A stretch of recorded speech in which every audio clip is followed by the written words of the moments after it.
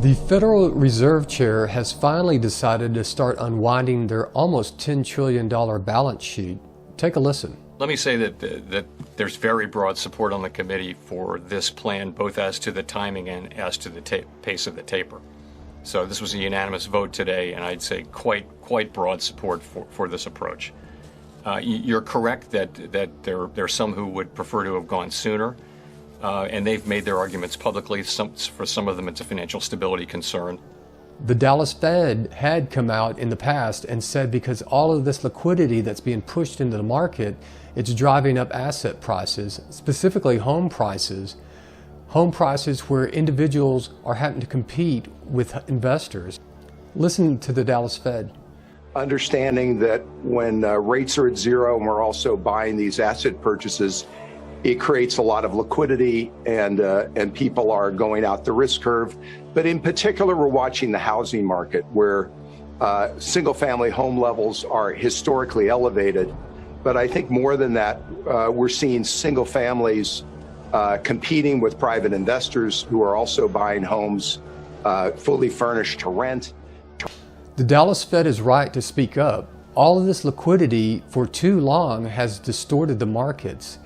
If you see right here in 2008, we had the 2008 housing crash and hit rock bottom.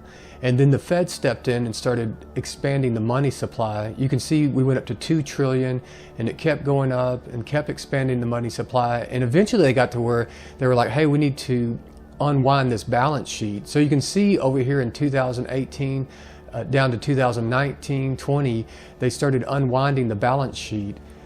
And you could see what happened. The markets started tanking. And so what did they do? They started injecting more liquidity into the markets and expanding the money supply. Now look, by 2021, we're going to be at $10 trillion.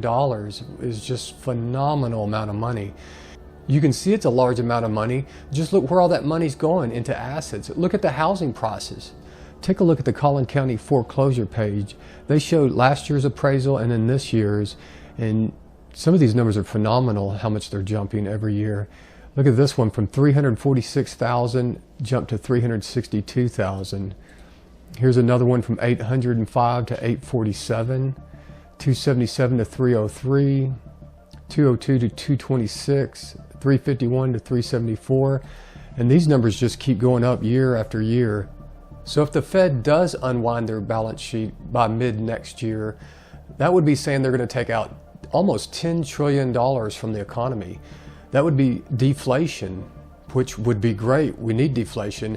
And I think that would lower the housing prices. Now, they still haven't talked about raising the interest rates. After they get through unwinding their balance sheet, they should start raising the interest rates. That should help deflate these asset bubbles, especially for housing. So if you're looking for a house, there may be hope. Let's just hope that they don't do the same thing they did in 2018 to 2020 when they started tapering the balance sheet. The economy started to tank and then they started expanding the balance sheet again. If they do that, we're going to be right back in the same boat we are, maybe even worse. Love to hear your thoughts on this. Do you think the Fed finally unwinding their balance sheet is going to bring relief to these asset bubbles?